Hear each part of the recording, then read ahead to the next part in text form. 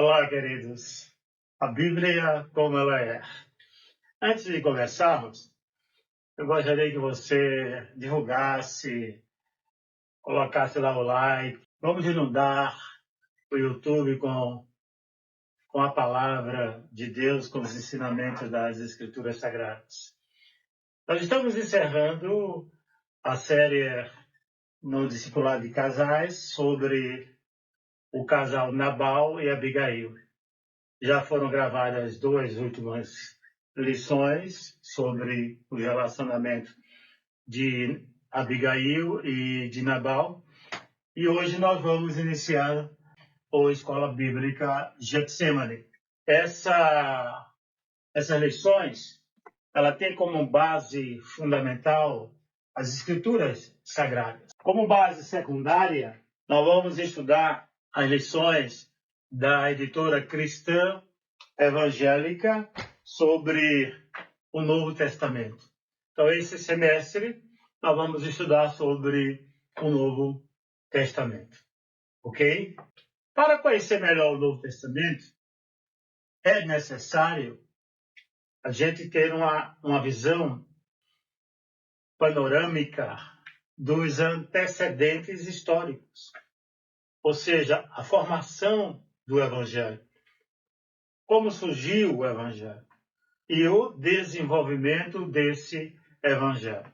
Então é necessário que tenhamos alguns conhecimentos prévios para estudarmos os livros do Novo Testamento. Na sua divisão cristã, primeiro nós vamos estudar os Evangelhos, depois nós vamos para Atos dos Apóstolos, e em seguida nós vamos estudar as cartas paulinas, as cartas chamadas católicas ou universais e cartas pessoais. E por último nós vamos verificar e estudar o Apocalipse do Novo Testamento. Iniciando essa lição, no livro de Gálatas, capítulo 4, versículo 4, nós encontramos a seguinte informação. Mas vindo à plenitude dos tempos, Deus enviou seu Filho, nascido de mulher, nascido sobre a lei, para remir os que estavam debaixo da lei, a fim de recebermos a adoção de filhos. Então nós temos aqui um quadro da plenitude dos tempos, baseado em Gálatas 4, versículo 4, e temos aí o mundo cristão. Depois nós vamos fazer essa leitura em Filipenses, no capítulo 3, versículo 5. Então estejam já preparados para esta leitura de Filipenses 3, versículo 5. Então nós temos aqui o mundo cristão. Primeiro nós vamos estudar o mundo judaico. Então percebo que o nascimento do Evangelho, ele teve influências. Assim como nós, brasileiros, tivemos algumas influências de outras culturas. Por exemplo, aqui no Brasil nós tivemos a influência do europeu, nós temos a influência do africano e também do índio. Então, não só na língua, no idioma, mas também na culinária, na questão das vestimentas, na questão das manifestações culturais, nós somos formados principalmente por essas três culturas. A mesma coisa podemos fazermos uma analogia com o mundo cristão, o mundo do Evangelho. Então, o Evangelho ele teve influência importantes, relevantes de três culturas.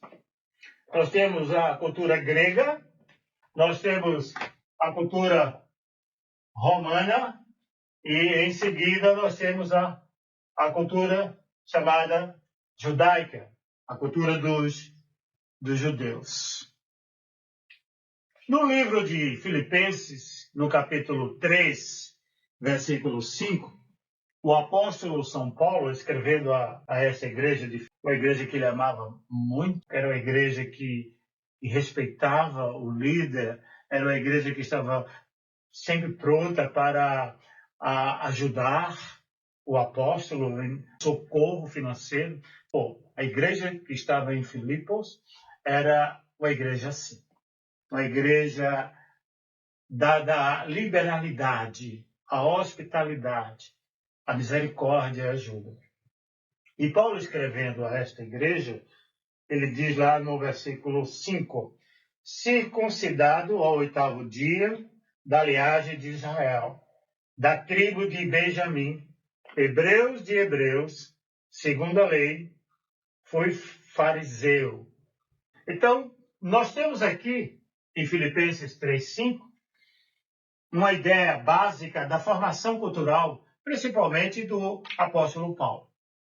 O apóstolo Paulo era um homem que pertencia a 3 culturas, 3 mundos diferentes, 3 sociedades e 3 mundos.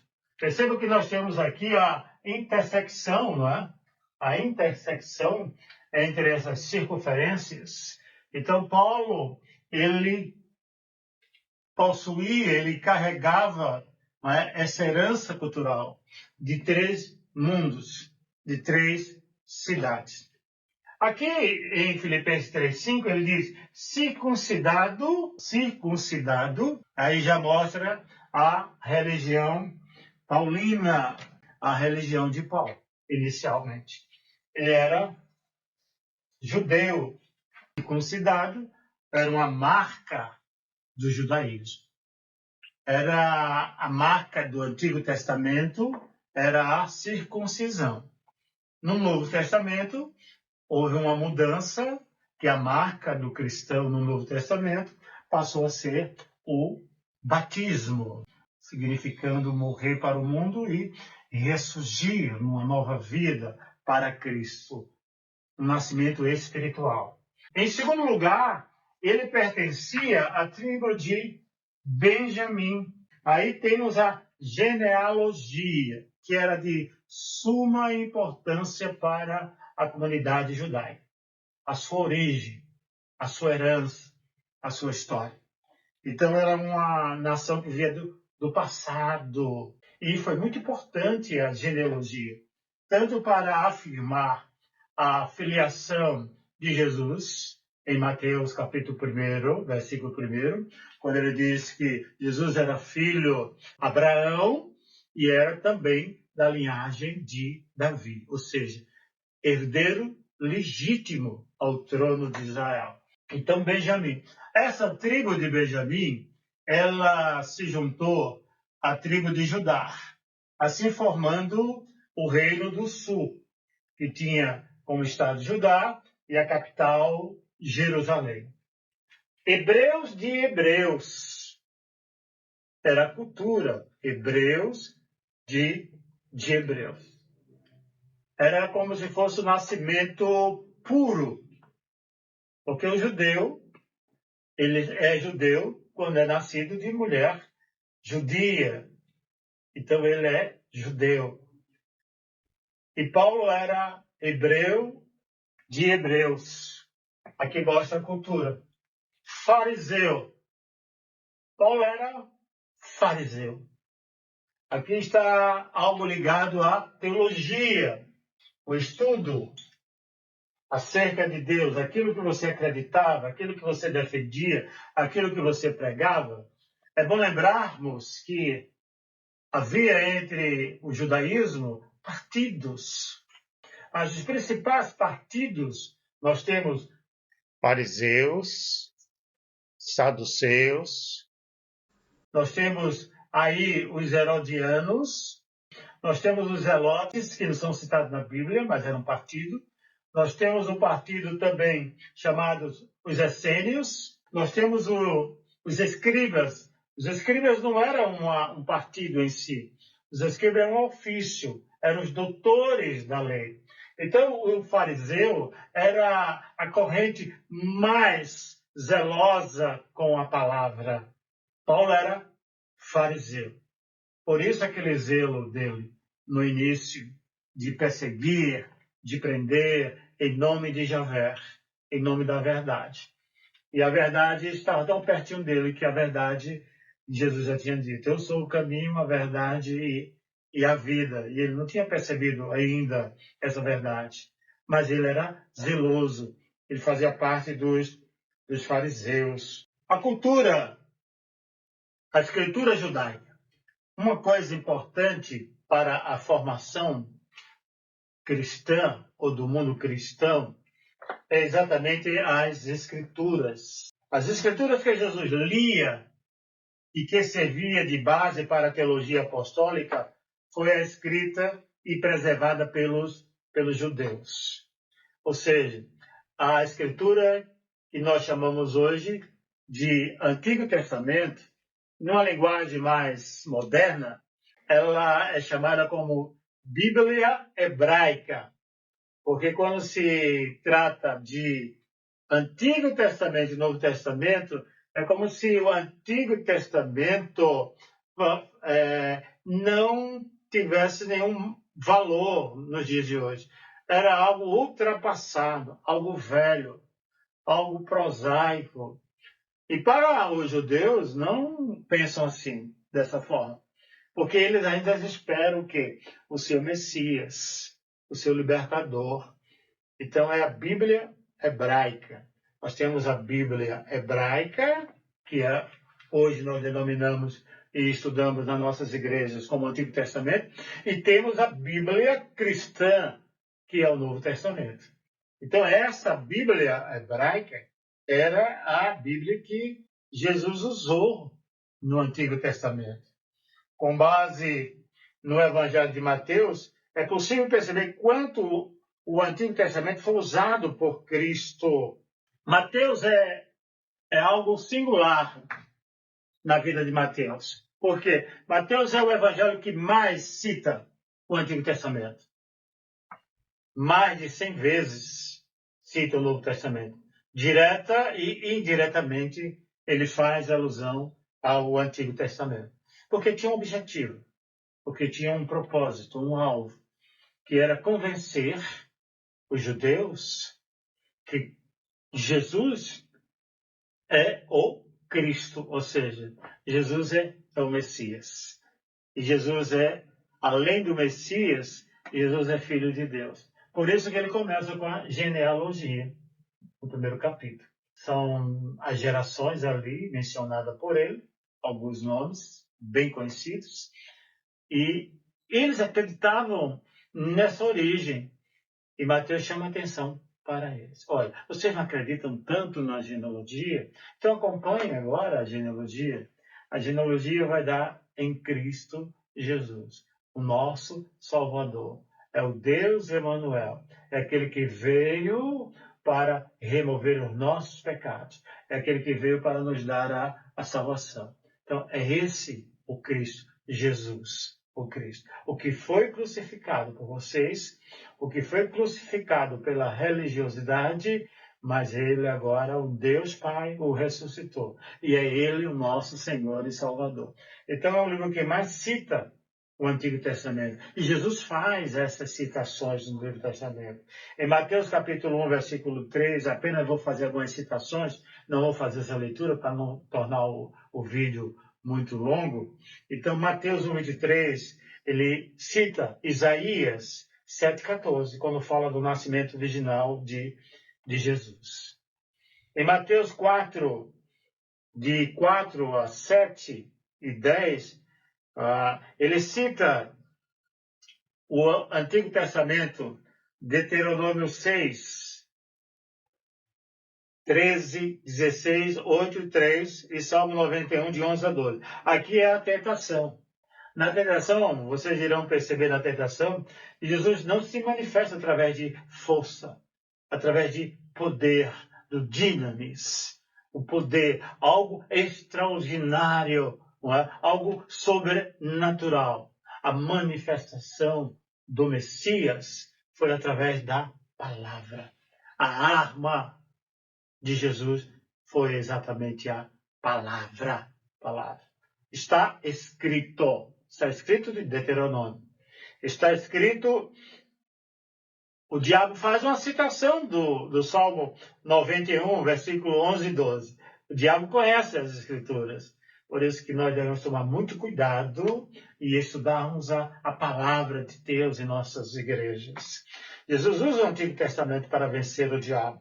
Jesus também, em Mateus 26, 31, ele cita Zacarias 13, 7. Jesus mostra que o profeta havia falado do seu sofrimento. O que estava narrado em relação ao martírio, ao sofrimento de Jesus, a cruz que Jesus ia carregar por nós, a nossa cruz, estava já registrado em Zacarias. Mateus 27, 46 cita o Salmo 22, versículo 1. Jesus ora o Salmo da cruz. Além de Jesus citar a importância que teve a Escritura para esse mundo, o mundo cristão, o nosso mundo de hoje, o apóstolo Paulo, que foi o maior pregador, maior escritor bíblico, o apóstolo Paulo, uma teologia que atemporal, está acima do tempo, é uma linguagem que foi escrita no primeiro século e continua sendo viva até hoje, no século XXI. Paulo usou também as escrituras judaicas, o Antigo Testamento, para fazer a sua teologia. Eu, quando falo para os meus alunos o Antigo Testamento e teologia bíblica do Antigo Testamento no seminário, eu sempre chamo a atenção para isso. Sempre chama atenção para as teologias do século I depois de Cristo. Porque as teologias pregadas, elas não eram algo novo, algo que surgiu de uma forma repentina. Não. Elas já estavam escritas no Novo Testamento. É a história da redenção. Faz parte da história da redenção. E Paulo faz várias intertextualidades com o Antigo Testamento. Eu vou citar alguns versículos, apenas alguns versículos. Quando Paulo diz lá em Abacuque, olha, Abacuque 2, 4, fala sobre a fé. A gente pensa que a mensagem da fé, a teologia através da fé, a salvação pela fé, tudo vem através da fé, foi algo estabelecido pela visão paulina. Não, já estava lá no profeta Abacuque falando sobre isso. O justo viverá da fé. É o que ele faz, que ele usa em Romanos, no capítulo 1, versículo 17. O justo viverá pela fé ou de fé em fé. Algumas traduções. Em Gênesis, no capítulo 15, 6, ele faz a citação lá em Romanos 4, 9. E é interessante que ele diz que o evangelho, o apóstolo Paulo dizendo, começou não no primeiro século, mas o evangelho começou por Abraão. Então percebam que ele vai buscar, ele faz essa intertextualidade exatamente com o livro de Gênesis. Ele cita Isaías, ele cita Jeremias, em Romanos 11, 34. Em Coríntios 3, 19, ele cita o livro de Jó. Em 2 Coríntios 10, 17, ele cita Jeremias 24, 9, 24. Em Gênesis 3, 10, ele vai citar Deuteronômio 27, 26. Em Efésios, capítulo 1, 22, ele faz uma citação do Salmo 8, versículo 6. Em 1 Timóteo 5, 18, ele faz uma citação de Deuteronômio 25, versículo 4.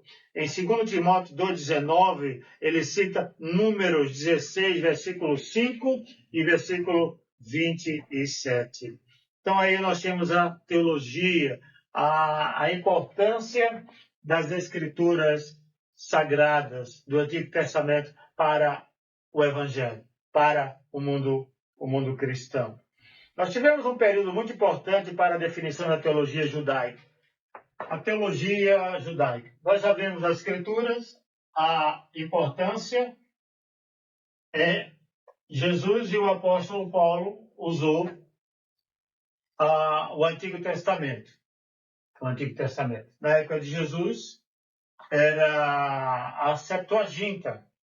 uma tradução do hebraico para o grego, que foi realizada 2, 3 séculos antes de Cristo. Era essa literatura que circulava no período de Jesus. Agora nós temos a teologia judaica. O que influenciou muito a teologia, o surgimento da teologia judaica, foi um período chamado período interbíblico. O que significa esse período interbíblico? Significa o intervalo do último escritor bíblico do Antigo Testamento e o Novo Testamento. Então nós temos Malaquias, o profeta Malaquias, que nós chamamos de o último profeta escriturário, ou seja, o último que escreveu um livro no Antigo Testamento, o último livro é Malaquias. E para chegar o anúncio, o cumprimento do Novo Testamento, a introdução do Novo Testamento, esse período foi de quatro séculos, que nós chamamos período interbíblico, intertestamentário. Então foi esse período aqui. Aqui houve surgimento de algumas literaturas, principalmente a literatura que nós vamos entrar agora, porque quando estudamos Apocalipse nós vamos ver isso, a literatura chamada literatura apocalíptica, que é um tipo de literatura, ok? Então isso foi importante. João Batista chega pregando. Isso não significa dizer que nesse período de 400 anos, Deus ficou calado, sem efetuar obras, realizações. Porque chama também esse período de o período do silêncio de Deus. Mas Deus estava em silêncio. Deus não estava usando profetas para anunciar ou para escrever. Mas Deus estava na história. Tanto é que João aparece no século I, pregando, absolvendo que estava escrito em Isaías 40, versículo 3, voz do que clama no deserto, e começou a pregar, que era o precursor de Jesus. Ele que veio antes.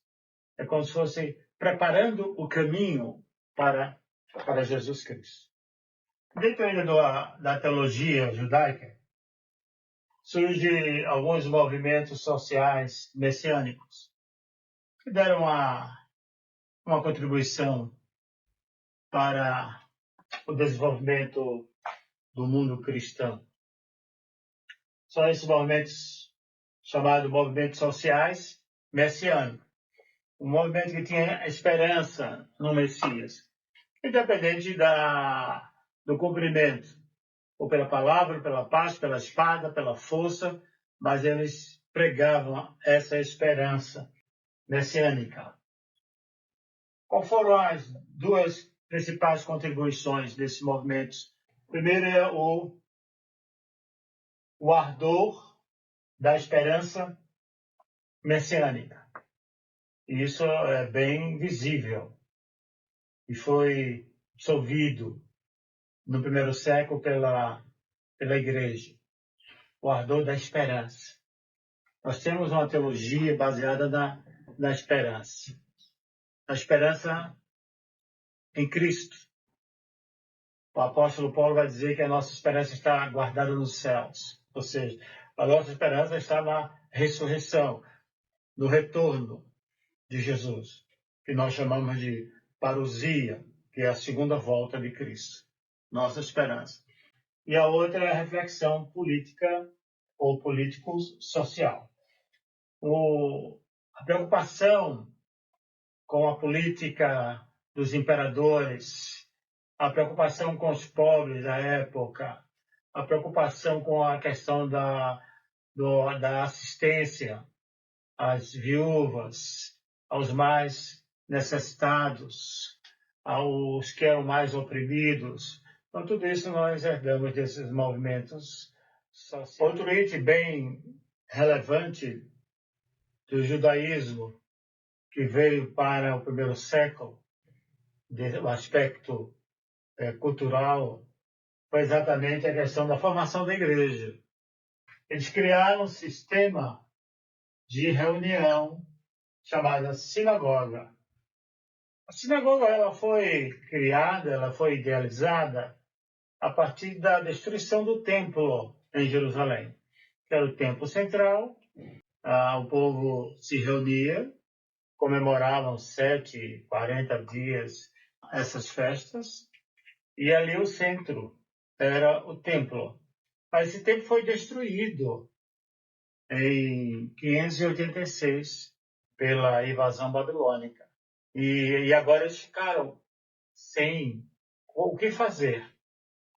Então eles conseguiram formar a sinagoga, quer dizer, reunião, homens reunidos.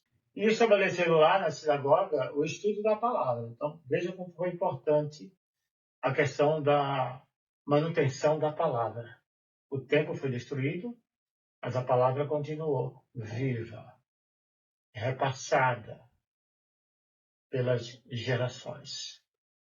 Então, ao retornar da Babilônia, ao voltar para Judá, depois do exílio, né? Então eles continuaram lá estabelecendo o culto. Por exemplo, a sinagoga, nós herdamos o culto da sinagoga. Hoje, as nossas igrejas, elas se reúnem para, primordialmente, cultuar ao Deus Altíssimo, ao nosso Deus Javé. Então, tem esse aspecto do culto. O culto é a relação espiritual do homem com Deus. É estar na presença de Deus. E estando na presença de Deus, nós reconhecemos os nossos erros, reconhecemos os nossos pecados, a nossa incapacidade, e aí buscamos força no Deus eterno, um Deus provedor, um Deus que fez a promessa de estar conosco todos os dias. Nós introduzimos também em nossas igrejas as orações. Estão perdendo um pouquinho esse aspecto em algumas igrejas. Não se conversa mais orando, não tem período de oração.